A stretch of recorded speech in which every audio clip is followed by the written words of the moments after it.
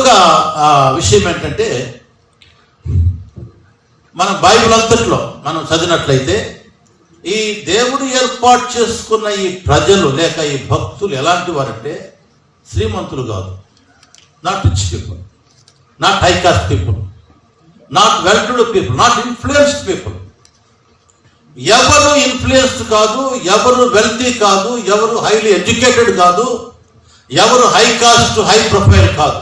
అబ్రహాము మొదలుకొని మనము చదివినట్లయితే అబ్రహాము కన్నడ భాషలో అయితే గతి లేని వాడనుంది. ఏముందండి?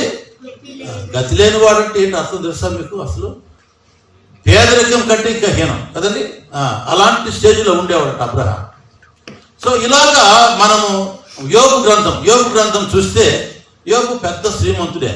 కానీ మరి సైతాన్ని దేవునితో ఛాలెంజ్ చేసినప్పుడు నీవు వాడికి బాగా ఇచ్చి వాడిని పెద్దోడిని చేస్తున్నావు కదా, అందువల్ల అతను నేను సృష్టిస్తున్నాడయ్యా అంటాడు. అంటే యోబును ఆశీర్వదించి గొప్పవాడిని చేసింది కూడా దేవుడే, తన జ్ఞానము తన వివేకంతో కాదు.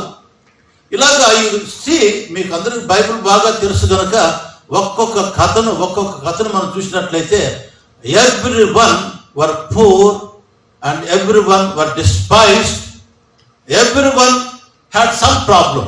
ఫర్ ఎగ్జాంపుల్ మనము యాకోబును చూసినట్లయితే యాకోబు తరానికి అబ్రహాం తర్వాత ఇస్సాకు తర్వాత యాకోబు మూడో మనముడు వచ్చే టయానికి అబ్రహాం కొద్దిగా బాగా శ్రీమంతుడయ్యాడు.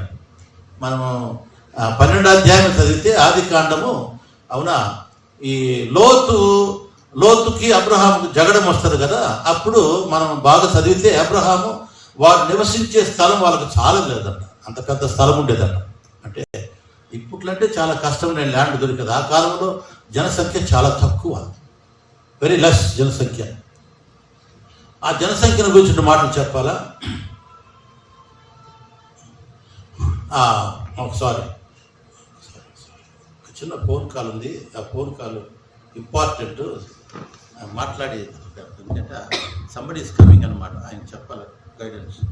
హల్లెలూయా, సారీ ఫర్ ది ఇంటరప్షన్. ఈ జనసంఖ్య ఏమండి, స్థలము, అవును కదా, అబ్రహాముకు వారి గొర్రెలకు మేకలకు పశువులకి వారున్న స్థలం చాలలేదట. ఓకే, అంటే అన్నీ ఉన్నాయా? కొన్ని కోట్ల గొర్రెలు ఉన్నాయా, మేకలు ఉన్నాయా? అలా కాదండి. ఓకే, జనసంఖ్య వైపు మనం పరంగా చూసుకుంటే మన దేశంలో, మన ఇండియాలో మొదటి శతాబ్దం, ఎప్పుడండి? మొదటి శతాబ్దంలో, అనగా అప్పుడు మన మొదటి శతాబ్దం అంటే మన ఇండియా ఇప్పుడుండే ఇండియా కాదు. ఆఫ్ఘనిస్తాన్, పాకిస్తాన్, నేపాల్, టిబెట్, బర్మా ఇవన్నీ కలిసి అప్పట్లో మన భారతదేశం విశాల అఖండ భారత్ అంటారు వీటిని. ఈ అఖండ భారత్ జనసంఖ్య మొదటి శతాబ్దంలో 7 లేదా 8 కోట్లు మాత్రమే, 7 or 8 crores అంతే మన ఇండియా జనసంఖ్య. ఓకే, ఇంకప్పుడు ప్రపంచ జనసంఖ్య ఒకవేళ 15 కోట్లు ఉండొచ్చేమో, ఒకవేళ మహా అంటే. మరి అబ్రహాం కాలానికి వెళితే ఈ 15 కోట్లు లేక 20 కోట్ల ప్రపంచ జనసంఖ్య 2000 సంవత్సరాలప్పుడు, ఇప్పుడు కాదు. మరి 4000 సంవత్సరాలప్పుడు ఎంత ఉండొచ్చు చెప్పండి, ఆలోచన చేయండి. 2000 వెనకాలే just about 15 to 20 crores world population అయితే 4000 years బ్యాక్ ఎంత ఉండొచ్చు?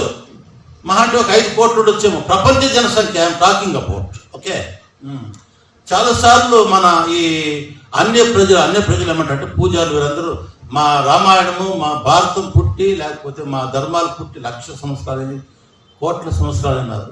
మరి అప్పుడు నిజంగా మనుషులు ఉండిరా? 4000 సంవత్సరాలప్పుడే మహా అంటే ఒక 5 కోట్లు ఉండొచ్చు. మరి 1,00,000 సంవత్సరాలప్పుడు అసలు భూమి ఉన్నదా, ఆకాశం ఉన్నదా? You can't answer, right?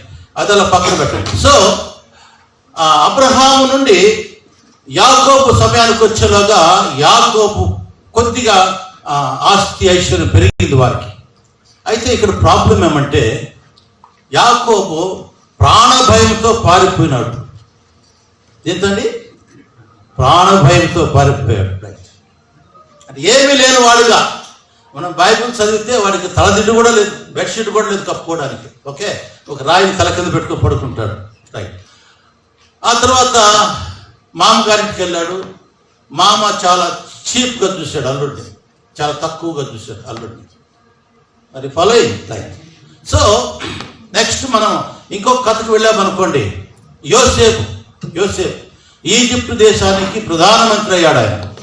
కానీ ఆయన ఆయన పరిస్థితి చూసినట్లయితే అన్నగారులందరూ కూడా యోసేపును తిరస్కరిస్తారు, చంపేయాలనుకుంటారు, నాశనం చేయాలనుకుంటారు. దేవుడు ఆయన రక్షించి దేశ ప్రధాని చేస్తాడు. సో ఈ విధంగా మనం గమనించినట్లయితే any story you can read. పేదవారు, హీనమైన వారు, తిరస్కరించబడిన వారు, ఏదో ఒక తప్పో అపరాధమో కూనినో మర్డరో మోసమో చేసిన వారు, దేవుడు అలాంటి వారిని ఏర్పాటు చేసుకున్నాడు. బైబిల్లో ఉండే గ్రేటెస్ట్ పీపుల్ ఎస్తేరు ఒక గొప్ప రాణి అయింది. ఆవిడ అనాథ తల్లిదండ్రులు లేని బిడ్డ. రూత్ విధవరాలు. దానియేలు, షడ్రక్, మెషక్, అబేద్నెగో వీరందరూ కూడా బానిసలుగా అమ్మబడ్డవారు. తర్వాత ఇంకెవరైనా నెహెమియా, ఎజ్రా వీరు కూడా బానిసలుగా తీసుకోబడినవారు. ఇలాగా ప్రవక్తలే కానీ హీరోలే కానీ బైబిల్లో ఉండే మహా గొప్ప వ్యక్తులందరూ కూడా almost 99% people they came from low level, they came from some different kind of life. అంత మంచి ఉన్నతమైన పదవులు కాదు, ఉన్నత స్థితి కాదు, ఆస్తి ఐశ్వర్యం ఉన్న వాళ్ళు కాదు, లేక పదవులు ఉన్న వాళ్ళు కాదు, గౌరవ ప్రతిష్టలు ఉన్న వారు కాదు. దేవుడు ఇలాంటి వారిని ఏర్పాటు చేసుకున్నాడు. మనము న్యూ టెస్టిమెంట్కి వచ్చినట్లయితే యేసు ప్రభు వారు చేపలు పట్టే వారిని ఏర్పాటు చేసుకున్నాడు. అవునా? సమాజంలో తక్కువ జాతి అని పేరు పెట్టబడిన సుంకర్లను ఏర్పాటు చేసుకున్నాడు యేసయ్య. హల్లెలూయా. కాబట్టి ప్రియ ప్రజల భక్తులారా, నన్ను మీ బ్యాక్గ్రౌండ్ నాకు తెలియదు, నా బ్యాక్గ్రౌండ్ అయితే అన్ని విధాల ఇది లోయెస్ట్ అండ్ చీపెస్ట్ ఏర్పాటు చేసుకున్నాడు. ఎందుకంటే he has some purpose in our life. ప్రతి సేవకుని జీవితంలో, ప్రతి సేవకుని విషయంలో God has a special purpose. Right. ఇప్పుడు నేను ఈ ఏర్పరచుకున్నాడు అనే దాని గురించి నేను ఫోకస్ చేస్తున్నాను. నేను ఇప్పుడు 12:45 అయింది. I will take only 30 minutes time. Okay, then I will complete. Okay, right. దేవుడు ఏర్పాటు చేసుకున్నాడు అని అంటే ఎలా ఏర్పాటు చేసుకున్నాడు? చాలా మంది అంటారు, నాకు దర్శనం వచ్చింది, యేసయ్య డైరెక్ట్గా పిలిచినాడు, నువ్వు నా భక్తుడైపోవాలని పిలిచాడు అని అంటారు. I don't know their experience. నాకైతే అలాంటి అనుభవం లేదు. ఓకే, కొంతమంది అంటారు, దేవుడు నన్ను డ్రీమ్లో పిలిచినాడు, నీవు నా భక్తుడైపోవాలని పిలిచాడు అంటారు. ఓకే, నాకు విషన్ ఇచ్చినాడు అంటారు, నాతో నేరుగా మాట్లాడాలంటారు. So that their experience. కానీ బైబిల్ ఏం చెప్తుంది? బైబిల్ ఏం చెప్తుందంటే, మనము ఈ యోహాను సువార్తకి వెళ్ళాలి. యోహాను సువార్త 6వ అధ్యాయానికి వెళ్ళాలి. 6వ అధ్యాయం. వారి అనుభవాన్ని నేను తిరస్కరించడం లేదు, కానీ బైబిల్ దేవుని సేవకులను దేవుడు ఎలా ఏర్పరచుకున్నాడు, ఎలా ఏర్పరచుకుంటాడు. దేవుని సేవకులు అంటే ఏమండి? దేవుని సేవకులు అంటే మనమే కాదు, ఎంతమంది యేసయ్య భక్తులైనారో వారందరూ కూడా సేవకులే. బైబిల్ ప్రకారము పాస్టర్లు మాత్రమే సేవకులు, బిషప్ మాత్రమే సేవకులు అని లేదు. మనమందరం కూడా, పేతురు చెప్తున్న మనమందరం కూడా, anyone who believes they are the servants of God అని చెప్తుంది. సో కనుక ఈ మాటలు మనకే కాదు, కానీ సర్వ ప్రపంచ క్రైస్తవులందరినీ గురించి అన్నమాట ఇప్పుడు చెప్పబోయే మాటలు. 37వ వచనం, 6వ అధ్యాయం 37వ వచనము, తండ్రి నాకు అనుగ్రహించు వారందరూ నా యొద్దకు వద్దు. హల్లెలూయా. ఎవడైనా నా భక్తుడు కావాలంటే వాడు ఏదో దేవుని వాక్యం విన్నాడు, ఏదో దర్శనం వచ్చింది, లేకపోతే ఏదో కల వచ్చిందని కాదు. సృష్టికర్త అయిన తండ్రి ఎవరినైతే నాకు అనుగ్రహిస్తాడో, నా వాడు కావాలని ముందుగానే కోరుకుంటాడో వాడు వస్తాడు. అంటున్నారా? జాగ్రత్తగా రైట్. ఇంకా నేను దీనికి ఇంకా చాలా బ్యాక్గ్రౌండ్ ఉంది, అవన్నీ చెప్పడానికి లేట్ అవుతుంది కనుక నేను షార్ట్ కట్గా చెప్తున్నాను. 44 వచనం. నన్ను పంపిన తండ్రి వారిని ఆకర్షించితేనే గాని ఎవడును నా యొద్దకు రాలేడు. హలో, అంటున్నారా? నన్ను పంపిన తండ్రి అంటే సృష్టికర్త, నా తండ్రి, నా సృష్టికర్త, నా దేవుడు ఒక వ్యక్తిని ఆకర్షిస్తేనే గాని వాడు నా దగ్గరికి రాలేడు. కన్నడ భాషలో ఏముంది సార్? ఎడైదిద్దరే. ఓకే, చాలా బాగుంది అన్నమాట. నాకు చాలా ఇష్టం. నా తండ్రి ఒకరిని ఏడ్చకపోతే వాడు నా దగ్గరికి రాలేడు. ఈడుస్తాడట. ఏం చేస్తాడంటే ఈడుస్తాడట. అది వెరీ గ్రేట్. నాకు చాలా ఇష్టం ఆ మాట, కన్నడ మాట. ఓకే, ఆకర్షణ బాగుంది కానీ ఈడ్చేది ఇంకా బాగుంది. ఓకే, సో ప్రతి ఒక్కరము కూడా యేసువే భక్తులు తండ్రి చేత ఏడవబడిన వారు. ఎవరండి? తండ్రి చేత ఏడవబడిన వారు. నాకు ఒకసారి ఇక్కడ గాంధీ గ్రామం అనే ఒక ఏరియా ఉంది బెంగళూరులో, పోర్ట్ టౌన్ దగ్గర. చాలా కాలం, సుమారు 30 ఏళ్ల వెనకాల ఒక ఇంట్లో నేను దేవుని వాక్యం చెప్తున్నాను. ఆ పక్కింటి వాడు, మేము ఇక్కడ దేవుని వాక్యం చెప్తుంటే వాడు పెద్దగా సినిమా పాటలు పెట్టేది, నవ్వుకుంటా ఉండేది, డిస్టర్బ్ చేస్తుండేవాడు. ఓకే, నేను ఒకసారి చెప్తూ డిస్టర్బ్ చేయొద్దయ్యా, ఉండేది గుడిసెల్లో, ఉండేది గుడిసెల్లో, హీన బతుకు, స్లంలో ఉండేది. మరి వాడికి ఏం అర్థమైందో తెలియలా, ఏం చేసేవాడు, పాటలు పెట్టి ట్రబుల్ ఇచ్చేవాడు. సో ఒకసారి వెళ్ళి చెప్పాను, ట్రబుల్ ఇవ్వద్దు, నీకు ఇష్టం ఉంటే విను, లేకపోతే సైలెంట్గా ఉండు అని చెప్పాను. ఆ రోజు అడుగుడి మీకు ఇయ్యబడును. ఏమండి? అడుగుడి మీకు ఇయ్యబడును. ఆ మాట చెప్పిన తర్వాత గౌరవంగా రికార్డు అంతా ఆఫ్ చేశారు, సైలెంట్గా ఉన్నారు. అడుగుడి మీకు ఇయ్యబడును అనే మాటను గురించి నేను దేవుని వాక్యం బోధించాను వీధిలో కూర్చొని. అది జరిగిన వారు కూడా విన్నారు, ఎందుకంటే వారు కూడా ఈదిలో ఉన్నారు. సాయంకాలం పూట ఈ వెండల బిసిల్లో కదా, ఈవినింగ్ టైంలో చాలా వేడిగా ఉంటుంది, బయట కూర్చొని వారు కూడా వింటారు, నేను చూశాను. ఏం జరిగిందంటే ఒకసారి వారిద్దరు అన్నదమ్ములు, అది జరిగి చాలా ఒక 6 నెలలకు 7 నెలలకు తిరుపతి వెళ్ళారట మొక్కుబడికి. తెలుసు కదా మొక్కుబడులు మీకు, నేను చెప్పే అవసరం లేదు. ఓకే, వెళ్ళారు, వాళ్ళ మొక్కుబడులు అంత అయిపోయినాయి. సాయంకాలం బస్సు ఎక్కారు బెంగళూరు రావడానికి. ఇక్కడ బోడీ అయిపోయింది, వెనకాల పర్సు కూడా బోడీ అయిపోయింది, ఎవడో పిక్ ప్యాకెట్ చేసేసారు. సో చేసిన తర్వాత ఇంక వాళ్ళకి డబ్బు లేదు, ఇంకా టికెట్ ఇవ్వడానికి భయపడ్డారు. వాళ్ళు ఏం చేశారు, ఎట్లో రాత్రిపూట కాబట్టి కండక్టర్ తప్పించుకొని జస్ట్ వెనక్కి వెళ్ళారు, ఎట్లో కష్టపడి. ఓకే, వాళ్ళ భయం ఏంటంటే ఒకవేళ చెక్కింగ్ వస్తే ఎట్లా అని భయం. ఇప్పుడంటే పర్వాలేదు, మేనేజ్ చేసుకున్నాం, చెక్కింగ్ వస్తే ఎట్లా అని భయపడతా ఉన్నారట. వాళ్ళు భయపడినట్టుగానే చెక్కింగ్ ఎక్కేసారు ప్లేస్లో. ఓకే, చెక్కింగ్ ఎక్కినాడు, ఇంకా స్టార్టింగ్ అనమాట, స్టార్టింగ్ నుంచి ఏం చేస్తున్నాడు, చెక్ చేసుకుంటూ వస్తున్నాడు. వచ్చేటప్పుడు మధ్యలో ఏమైందంటే ఒక దగ్గర టికెట్ లేదంట. ఆ టికెట్ లేదంటే నేను కండక్టర్కి డబ్బులు ఇచ్చినాను, వాడు టికెట్ ఇవ్వలేదు. కండక్టర్ నేను ఇచ్చినాను అన్నాడు, నేను ఇవ్వలేదని. అక్కడ 2-3 సాక్షులు కూడా డబ్బులు ఇచ్చినాడు చూసాము, కానీ టికెట్ ఇచ్చింది చూడలేదని అన్నట్టు. సో ఈ విధంగా అయ్యేలాగా కండక్టర్ ఇచ్చినానని వీడు ఇవ్వలేదని కండక్టర్ ప్యాసింజర్ షర్ట్లు కొట్టుకుని ఎవరికి వచ్చేస్తారు. ఈ టైంలో బస్సు ఆగింది కాబట్టి, బస్సు ఆగిపోయింది కానీ కొంతమందికి దిగారు, కొంతమంది అందరు దిగిపోయినారు. ఈ టీటీ దిగినాడు, ఆ కొట్టుకునే వాళ్ళు దిగినారు. ఆ తర్వాత కిందకు వచ్చిన తర్వాత ఆ టీటీ కొద్దిగా టికెట్ కలెక్టర్ కొద్దిగా సమాధానం పరిచి ఒక 10-15 నిమిషాల తర్వాత అందరు ఎక్కమన్నాడట, అందరు ఎక్కేశారు. హలో, వింటున్నారా?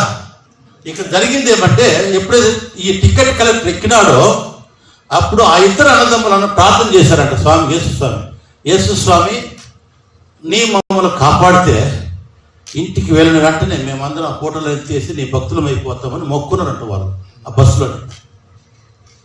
దేవుడు వాళ్ళని కాపాడినాడు. ఇంటికి వచ్చి ఏం చేశారు వాళ్ళు, ఆ ఉన్న బొమ్మలు ఫోటోలు ఎత్తేసి యేసయ్య భక్తులైనారు. హల్లెలూయా! నేనే వారికి బాప్టిజం ఇచ్చాను. సో మన ప్రభువు తన దృష్టి ఎవరి మీద ఉంటుందో ఏదో రూపంలో ఏదో విధంగా ఆయన ఏం చేస్తాడంట, ప్రభు యేసుక్రీస్తు వారి వైపుకి ఈడుస్తాడట ఆ వ్యక్తిని. హల్లెలూయా. యేసయ్య ద్వారా ఏడ్వబడిన వారు మనమందరం కూడా జ్ఞాపకం పెట్టుకోవాలి. ఏదో క్రైస్తవులం అయిపోయినాంలే, ఏదో సేవకులం అయిపోయినాంలే అని మీరు అనుకోవద్దండి. యేసు ప్రభు దృష్టిలో మీరు నేను ఉన్నాను కనుక ఆయన మనల్ని యేసయ్య వైపు ఈడ్చి మన భక్తులుగాను సేవకులుగాను చేసుకున్నాడని మన దేవునికి కృతజ్ఞత ఉండాలని నేను మనవి చేస్తున్నాను. రెండవది, హెబ్రీ పత్రిక 12వ అధ్యాయం 2వ వచనంలో కన్నడ భాషలో చాలా బాగుంది. ನಂಬಿಕೆಯನ್ನ ಹುಟ್ಟಿಸುವವನು ನಂಬಿಕೆಯನ್ನ ಪೂರೈಸುವವನು. హల్లెలూయా. తెలుగు భాష కంటే కూడా తమిళ ఈ కన్నడ చాలా బాగుంది. ನಂಬಿಕೆಯನ್ನ ಹುಟ್ಟಿಸುವವನು ನಂಬಿಕೆಯನ್ನ పూరైಸುవవను. తండ్రి ఒక వ్యక్తిని యేసయ్య వైపు ఈడిస్తే యేసయ్య వానిలో నమ్మకాన్ని పుట్టిస్తాడట. నేనే సత్య దేవుడినని, నేనే మార్గము సత్యము జీవమని, నేనే లోక రక్షకుడినని, నేనే పరలోకానికి అధికారిని, నేనే మీకోసం మరణించి మీకు పాపక్షమాపణ దయచేసినానని ఆ మహా గొప్ప సువర్తమానము నమ్మేలాగా యేసయ్య మనల్ని ఏం చేస్తాడట, నమ్మకాన్ని పుట్టిస్తాడట. మూడవ మాట చెప్తాను, చెప్పిన తర్వాత సబ్జెక్టు మారుతుంది. మూడవ మాట ఏంటంటే 1 కొరింథీ 12వ అధ్యాయము 3వ వచనం. 1 కొరింథీ 12వ అధ్యాయము 3వ వచనంలో వెరీ ఇంపార్టెంట్ వాక్యం ఉందండి. అక్కడ ఏమంటే,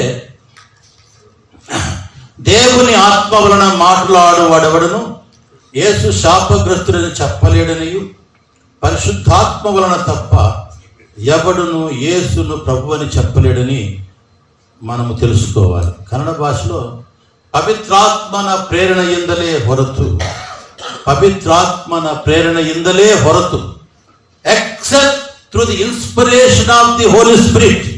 చాలా బాగుందన్నమాట. ಪರಿಶುದ್ಧಾತ್ಮನ ಪ್ರೇರಣೆಯಿಂದಲೇ ಹೊರತು ಯಾವ ಮನುಷ್ಯನು ಯೇಸುವನ್ನು ಕರ್ತನೆಂದು ಹೇಳಲಾರನು. హల్లెలూయా. ఇక్కడ మనం జ్ఞాపకం పెట్టుకోవాల్సింది, తండ్రి ఒక వ్యక్తిని యేసయ్య వైపు ఆకర్షిస్తే, యేసయ్య వాళ్ళు నమ్మకం పుట్టిస్తే, పవిత్రాత్మ దేవుడు ఆ వ్యక్తిని ఏం చేస్తారంట, తండ్రి కుమార పరిశుద్ధాత్మలే సత్య దేవుడనే ఆ ప్రేరణ, ఆ నమ్మకాన్ని, ఆ బలాన్ని మనలో కలిగిస్తాడట. హల్లెలూయా. కాబట్టి ప్రియ భక్తులారా, నీవు నేను ప్రపంచ క్రైస్తవులు, ఆయన భక్తులు, ఆయన శిష్యులు, ఆయన సేవకులు కావాలంటే తండ్రి అయిన దేవుడు, సృష్టికర్త అయిన దేవుడు, కుమారుడైన దేవుడు, పవిత్రాత్ముడైన దేవుడు మనలో అద్భుతం చేసి ఉన్నాడు. హల్లెలూయా. హల్లెలూయా. మనం ఎఫెసీ పత్రిక వెళ్ళినట్లయితే ఇంకా చాలా బాగుందండి ఈ మాటలో. ఎఫెసీ పత్రికలో 2వ అధ్యాయంలో మీకు అందరూ బాగా తెలుసు అనుకుంటాను. 2వ అధ్యాయం 8వ వచనం చూడండి ఏముంది. 8వ వచనంలో, మీరు విశ్వాసము ద్వారా కృపచేతనే రక్షించబడి ఉన్నారు. మీరు విశ్వాసము ద్వారా కృపచేతనే రక్షించబడి ఉన్నారు. ఇది మీ వలన కలిగినది కాదు. హల్లెలూయా. మీరు రక్షణ పొందారు, ఓకే, మీరు పొందింది కాదు. ఓకే, నేను వేదాలు చదివినాను, పురాణాలు చదివినాను, నేను అది చదివాను, ఇది చదివాను, అన్నీ చదివి అయిపోయేసింది. లాస్ట్లో యేసయ్య దగ్గరకు వచ్చినాను అన్నారేమో, గుడ్, నైస్ ఓన్లీ. బట్ యేసయ్య దగ్గర రావాలంటే అది నీ జ్ఞాన వివేకాలు, నీ పాండిత్యం కాదు.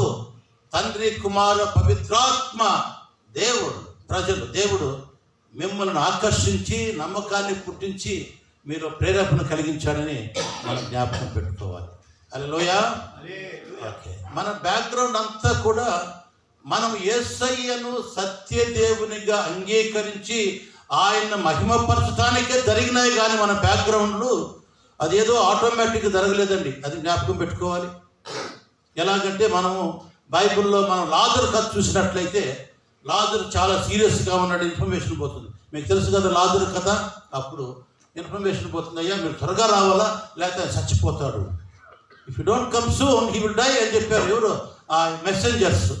వాళ్ళు వస్తాను పద అన్నాడు యేసు ప్రభు వారు, వెళ్ళిపోయారు. వారు వెళ్ళిన తర్వాత యేసయ్యమన్నాడు, లాజరుకు వచ్చిన రోగము వాడు చావటానికి రాలేదు, కానీ మనుష్య కుమారుడు ఆ చావు ద్వారా మహిమ పొందాలని వచ్చింది అంటాడు. హల్లెలూయా.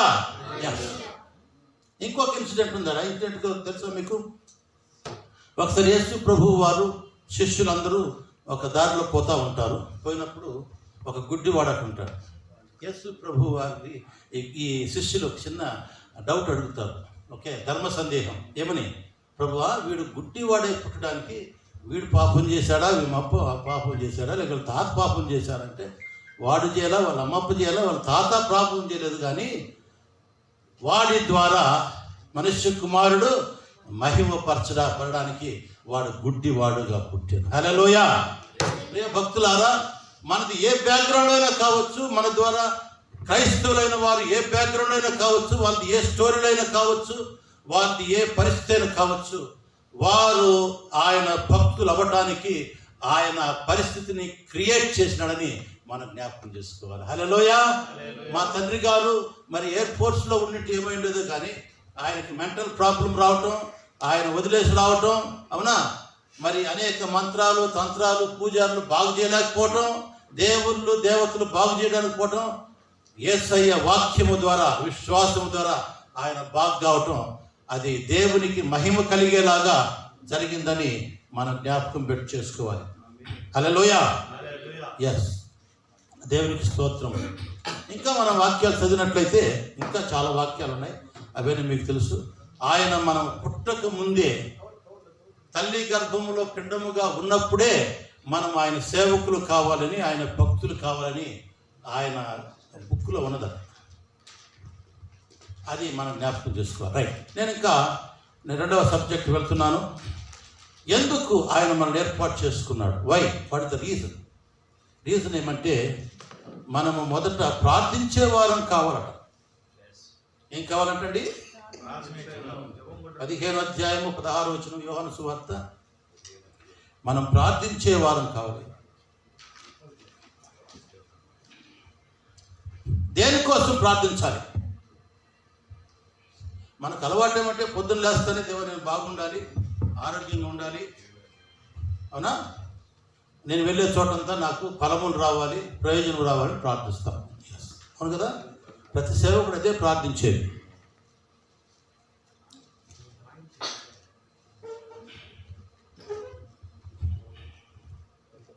అయితే మనం ప్రార్థించవలసింది ఎవరి కోసం అంటే మన కోసం ప్రార్థించాలి, మన శత్రువుల కోసం ప్రార్థించాలి, మన ప్రగవారి కోసం ప్రార్థించాలి, మన బంధువు మిత్ర రక్త సంబంధుల కోసం ప్రార్థించాలి. నేను రెఫరెన్స్లో చెప్పడం ఎందుకంటే మీకు అందరికీ తెలుసు కనుక. మన దేశాన్ని గురించి ప్రార్థించాలి, మన రాష్ట్రాన్ని గురించి, మన ప్రాంతంలో ఉండే నాయకుల గురించి మనం ప్రార్థించాలి. నేను ఒక చిన్న ఎగ్జాంపుల్ చెప్తాను, నా లైఫ్ ఎగ్జాంపుల్. 81వ సంవత్సరంలో నేను బొలవనహల్లి అనే గ్రామానికి వెళ్ళాను. ఆ గ్రామంలో 81లో నాకు పెద్ద విరోధం వచ్చేసింది. అక్కడి నుంచి తరిమేలాగా నన్ను ఆ గ్రామం నుంచి తరిమేయాలి. అప్పటికి 12 మందికి ఆల్రెడీ గౌడ్లకు నేను బ్యాప్టిజం ఇచ్చున్నాను. VBS ఏర్పాటు చేశాను 82 ఏప్రిల్లో. ఆ తరమాలని చాలా ప్రయత్నం జరిగింది, నన్ను చాలా బెదిరించారు, హింసించారు. అయితే నేను భయపడి బయటకు రాలేదు, అక్కడే ఉన్నాను, నేను అక్కడ నిలబడ్డాను. ఓకే, ఇంకా పెద్ద కథ చెప్పేది లేట్ అవుతుంది. అప్పటి నుంచి నేను ఆ గ్రామం కోసం ప్రార్థన చేసాగాను. I start praying for that village. ఆ గ్రామంలో సుమారు 100 మంది యేసయ్య భక్తులైనారు. ఇప్పటికీ గౌడ్లు అయినారు, అన్ని రకాల కులాల వాళ్ళు అయినారు, ముస్లిమ్స్ కూడా అయ్యారు. అయితే ఈనాటికి ఆ గ్రామం నుంచి ఎవరు విరోధముగా అల్లరి గలాటు చేసిన సూచనలు లేవు. హల్లెలూయా. ఆ ఇన్సిడెంట్స్ లేవు. మేబీ మా ప్రార్థన వలనో లేక దేవుని చిత్తం అలా ఉన్నదేమో, నాకైతే తెలియదు. అయితే మేము ప్రతి వారము ఆదివారం నాడు ఆ గ్రామ నాయకుల కోసం, పెద్దల కోసం, దేశం కోసం ప్రార్థిస్తూ ఉంటాం. కనుక మనకి ఏం జరగాలి, ఏం కావాలని మనం కోరుకుంటామో అది మన ప్రభువుని అడగాలి. ఇక్కడ బానిసవాడి నుంచి వెంకటేష్ అనే సేవకుడు ఉన్నాడు ఇక్కడ. ఆ తర్వాత వెంకటాపురం అనే గ్రామంలో అక్కడ ఒక సంఘం స్థాపించాము, బిల్డింగ్ కట్టాము. ఏ గ్రామాలకు నేను వెళ్ళి యేసయ్యను గురించి బోధించి ఏ ఏ గ్రామాలలో అయితే సంఘాలు స్థాపించి బ్యాప్టిజం ఇచ్చామో ఆ గ్రామాలలో నాకు ఏ విధమైన విరోధం ఎదురు రాలేదు. హల్లెలూయా. నేను కర్ణాటకలో 35 సంఘాలు స్థాపించాను. 35 సంఘాలు స్థాపించాను. సుమారు 1000 మంది కంటే ఎక్కువ బ్యాప్టిజం ఇచ్చాను. ఆంధ్రప్రదేశ్లో 60కి చెరుకు 60-70 సంఘాలు స్థాపించాము. ఏ గ్రామంలో కానీ ఏ ప్రాంతంలో కానీ మాకు విరోధము, ఆపోజిట్ ప్రాబ్లమ్స్ రాలేదు. ఎందుకో నాకు తెలియదు. నేను ఎప్పుడప్పుడు అనుకుంటాను, మరి ఎందుకు ఈ స్వార్థికులకి ఆపోజిషన్ వస్తుంది అనేసి అనుకుంటాను. నాకెందుకు రాలేదబ్బా అనుకుంటాను. నాకు వచ్చిన ఆపోజిషన్ హిందువుల వల్ల కాదు, క్రైస్తవుల వల్లే వస్తూ ఉంది. పెద్ద ట్రాజడీ. ఇంకా స్టోరీ చెప్పడానికి చాలా కష్టం. అన్యుల ద్వారా రావటం లేదు, క్రైస్తవుల ద్వారా, క్రైస్తవ నాయకుల ద్వారా వస్తూ ఉంది. ఒకసారి బ్యాప్టిజం ఇస్తాము, వాళ్ళని మంచిగా ట్రైనింగ్ ఇస్తాము, వాళ్ళని లీడర్లు చేస్తాము, వాళ్ళు ఏమైపోతున్నారు? ఎనిమిస్ అయిపోతున్నారు. వాళ్ళు సువార్త సేవ చేయాలి, అనేక మందికి ఆశీర్వాదంగా ఉండాలంటే నాకు శాపంగా మారిపోయినారు. వింటున్నారా? థ్యాంక్ యూ సో మచ్ వింటున్నందుకు. ఏది ఏమైనా మనం ప్రార్థించాలి. ప్రార్థిస్తుండగా ఆయన శత్రువును అనుస్తాడు. మన మీదకి లేచిన వారికి బుద్ధి జ్ఞానం చెప్తాడు. అది మీరు మర్చిపోవద్దు. నా అనుభవం అది. హలో, వింటున్నారా? జాగ్రత్త వినాలి. రైట్. రెండవదిగా ఈ ప్రార్థనలోనే మనకు ఫలం వచ్చేది కూడా. ఈ ప్రార్థనలోనే మనకు ఫలితం వస్తుంది. మనం బాగా ఫలించాలంటే బాగా బైబిల్ చదవాలా, బాగా ప్రార్థించాలా, అవసరమైతే ఉపవాసం ఉండి ప్రార్థించాలి. చాలామంది బైబిల్ చదవరు. నేను ఈ మధ్య ఒక కథ నేను చదివాను, చాలా ఇంట్రెస్టింగ్ ఉంది. ఎవరో ఒక పాస్టర్ అంట ఆ చర్చ్లో వచ్చే వారం నేను అబద్ధాల గురించి ప్రసంగం చేయబోతున్నాను అన్నమాట. దేని గురించి? అబద్ధం అంటే ఏంటి అని, దాని గురించి ఆయన గోటు స్పీచ్ అని చెప్పాడట. చెప్తూ కాంగ్రిగేషన్ చెప్పాడట, మీరందరూ మీ ఇళ్ళకి వెళ్ళి మార్కు సువార్త 17వ అధ్యాయం చదివిరండి, నేను ఆ అధ్యాయం గురించి నేను ప్రసంగం చేయబోతున్నాను అన్నమాట. ఎస్ అందరూ ఎస్ అన్నమాట. అయిపోయింది. ఫాలోయింగ్ వీక్ అందరూ వచ్చారు. వచ్చిన తర్వాత ఆయన చెప్పాడట, ఎంతమంది మార్కు సువార్త 17వ అధ్యాయం చదివి అడిగాడట. అందరు చేతులు ఎత్తారట. చదివినా? అట్లయితే మీరు చదవాలా. అందుకే నేను అబద్ధం గురించి ప్రసంగం చేయాలనుకుంటున్నాను. బైబిల్ తీయండి 17వ అధ్యాయం ఇక్కడ. అంటే 17వ అధ్యాయం అండి. సో కనుక చాలామంది దేవుని వాక్యం చదవరు. నేను ఒక బెటర్ ఎక్స్పీరియన్స్, చేదని అనుభవం ఏంటంటే, నేను ఒక వ్యక్తిని బైబిల్ ట్రైనింగ్ పంపించాను. 4 సంవత్సరాలు బైబిల్ ట్రైనింగ్ చేసి బీటీఎస్ సర్టిఫికేట్ తీసుకుని వచ్చారు. అంతకుముందు వాడికి సరే ఇంగ్లీష్ రాదు, సూపర్గా ఇంగ్లీష్ మాట్లాడి స్టార్ట్ చేసుకున్నాను. ఎందుకంటే బైబిల్ స్కూల్లో స్టార్టింగ్ నుంచి ఎండ్ వరకు ఇంగ్లీష్. రైట్. నేను కూడా అలాగే నేర్చుకున్నాను. తర్వాత దేవుని సేవకుడు కదా, ముందు పక్క కూర్చుంటారు. ఓకే, నేను పలానా హబక్కు గ్రంథం తీయమంటే రెఫరెన్స్ చూస్తున్నాడు వాడు. ఏమండి, హబక్కు గ్రంథం ఎక్కడుందో అని ఏం చూస్తున్నాడు? రెఫరెన్స్ చూస్తున్నాడు. నాకు చాలా ఆశ్చర్యం వేసింది. 4 సంవత్సరాలు బైబిల్ ట్రైనింగ్ చేసి హబక్కు గ్రంథం ఎక్కడుండేది వాడికి తెలియదు.